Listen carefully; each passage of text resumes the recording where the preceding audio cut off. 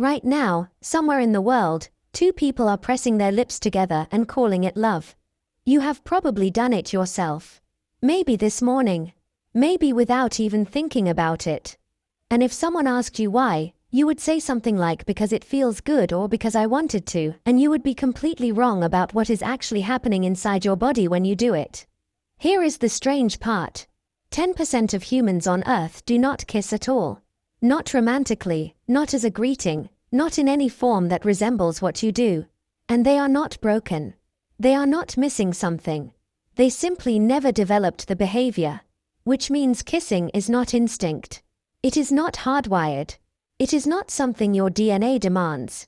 So why do you do it? That question sat mostly unanswered for centuries. Then researchers started paying attention.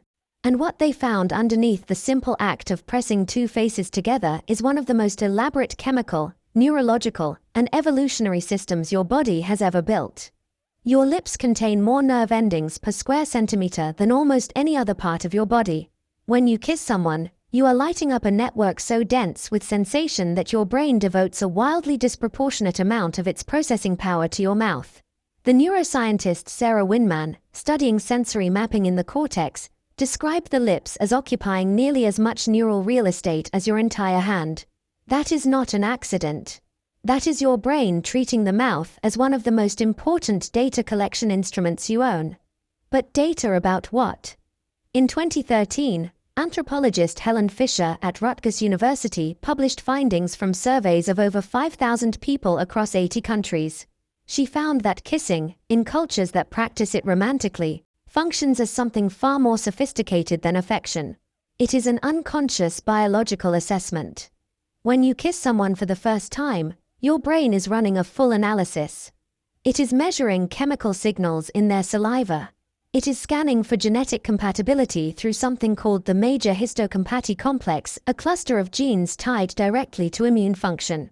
Your body, without asking your permission, is comparing your immune profile to theirs and checking whether a combination of the two would produce offspring with stronger immune systems than either of you alone. Fisher's research showed that people consistently rate first kisses as either deeply attractive or profoundly off-putting, with very little middle ground, and that the chemistry people describe is, in a literal sense, chemistry. You are not kissing someone. You are testing them. Now think about the 10% who never developed this. Anthropologist William Jankowiak at the University of Nevada spent years cataloging intimate behavior across 168 cultures. He found that only 77 of them practiced what he called romantic sexual kissing, the mouth-to-mouth contact associated with desire and intimacy.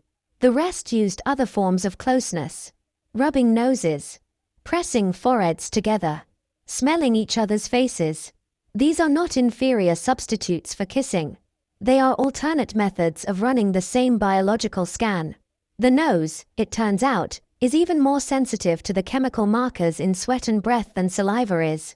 Some cultures found a more direct route to the same information. So the kiss is not the behavior your body actually needs. The information is what your body needs.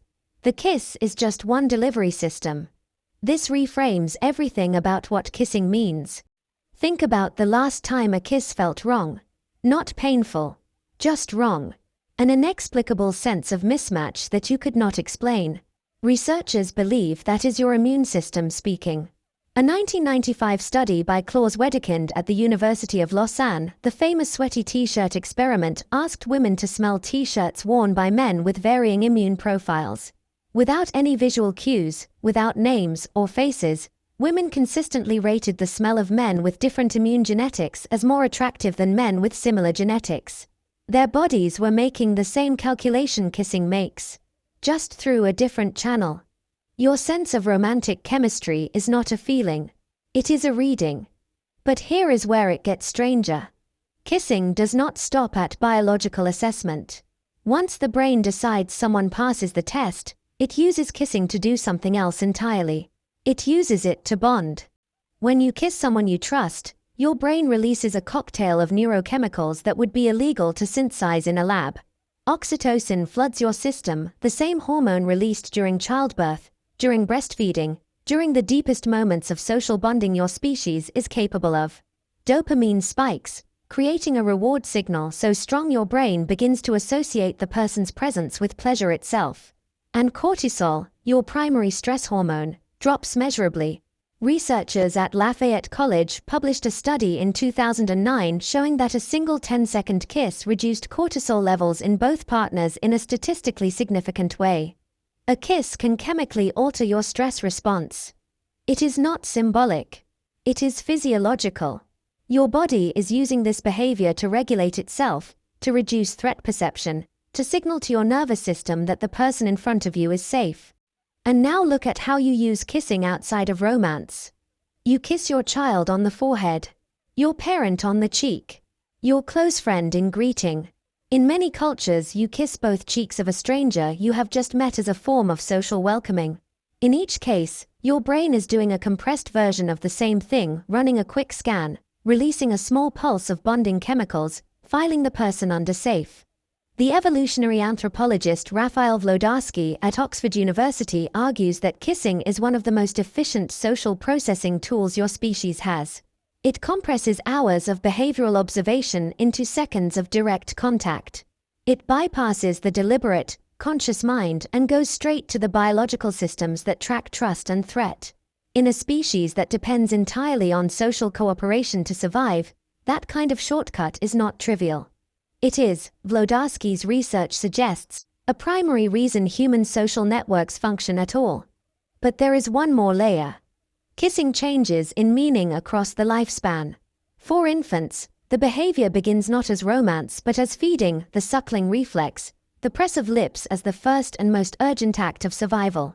Some researchers, including zoologist Desmond Morris, have proposed that adult kissing may contain evolutionary echoes of premastication, the practice of mother-to-infant food transfer practiced by early humans before other weaning methods existed. The mouth-to-mouth contact associated with deep intimacy may carry the fossil memory of the most primal act of care your species ever performed. You are not simply pressing lips together. You are reaching back through hundreds of thousands of years of human behavior, pulling forward a gesture that once meant survival, that became a symbol of trust, that became the shorthand for the most complex emotional state your brain is capable of producing. And then there is the 10% who never developed it at all. Jankowiak's research noted something interesting about the cultures that do not kiss romantically. They are not less bonded. They are not less capable of love or trust or deep social connection. They simply found different physical languages for the same biological need. The body always finds a way to run its checks. The body always finds a way to signal safety. The medium is not the message. The need is. Which means every time you kiss someone, you are not performing a romantic gesture. You are answering a question your body asked before you were born. You are running software that your ancestors wrote over millions of years of surviving, bonding, trusting, and choosing each other. And the extraordinary thing is this. Right now, somewhere in the world, two people are pressing their lips together. And in that moment, underneath everything they think they are feeling, their immune systems are quietly comparing notes, their cortisol is falling, their dopamine is spiking, and their brains are filing a report that took hundreds of thousands of years to learn how to write. They call it a kiss. Their bodies call it something much older than that.